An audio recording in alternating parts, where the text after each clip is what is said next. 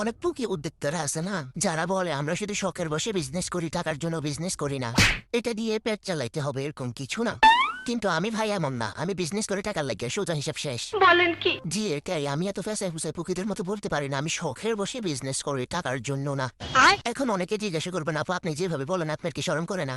না, আমার শরম টরম করে না, আমার মধ্যে এত শরম টরম নাই, বাট আমার মধ্যে অনেক প্রেম আছে, আমি এসব ডোন্ট কেয়ার। ওকে আচ্ছা যাই হোক, আপনাদের সাথে আমার একটা ইম্পর্টেন্ট কথা ছিল। আপনারা যারা একদিন আগে মেসেজ দিয়ে বলেন কালকে কেক লাগবে, বা সকালে মেসেজ দিয়ে বলেন যে বিকালে কেক লাগবে, তাদের অর্ডার আমি আর কনফার্ম করবো না। একসাথে আসলে এত প্রেশার নেওয়া যায় না, যেহেতু আমি একজনই কাজ করি তাই আমার জন্য অনেক চাপ হয়ে যায়। তাই প্লিজ আপনারা যারা অর্ডার করতে চান 2 দিন আগে, কমপক্ষে 2 দিন আগে আমাকে অ্যাটলিস্ট নক দিবেন। যাদের কাস্টমাইজেশন বেশি তারা 3 দিন আগে আমাকে নক দিবেন। আপনি যদি আমার কাছে সময় নিয়ে অর্ডার করেন তাহলে আপনি আমার কাছ থেকে বেস্টটা পাবেন। কেকের কাছে তাড়াহুড়া করলে পারফেক্ট হয় না কোনো কিছু। Okay bye.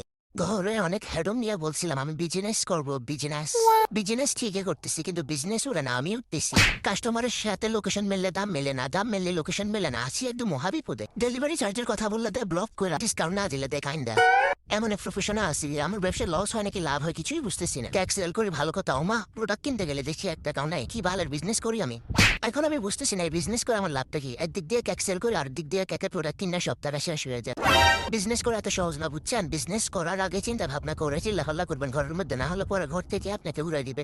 বিজনেসে যেমন লাভ হয় তেমন লস হয়, দুটাই অ্যাডজাস্ট করে আপনাকে চলতে হবে। আমার এত পরিমাণে ঘৃণা লাগে যখন ওই কিছু মানুষ আসে বলে আপনাকে আমি ডিম চিনি ময়দা দিব, এগুলা দিয়ে আমাকে একটা কেক বানাই দিন। মানে ডিম চিনি ময়দা দিয়ে দিলে কেক হয়ে যায়, এগুলা কোনো কথা? কেক খাওয়ার এত ফিলফিলিনি থাকলে নিজে বানায় খান, আমার কাছে আসেন কি লেখা ডিম চিনি নি। মানে একটা কথা আছে না, বাঙালি ফ্রি তাল কাতরা পারলে ওইটাও নিয়ে যায়।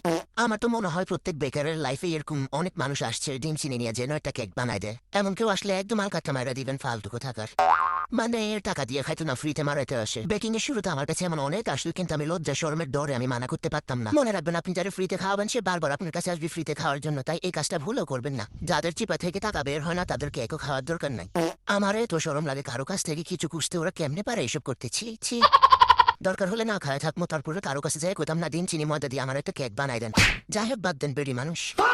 এই যে কেকটা দেখতেছেন, কেকটা এত বেশি সুন্দর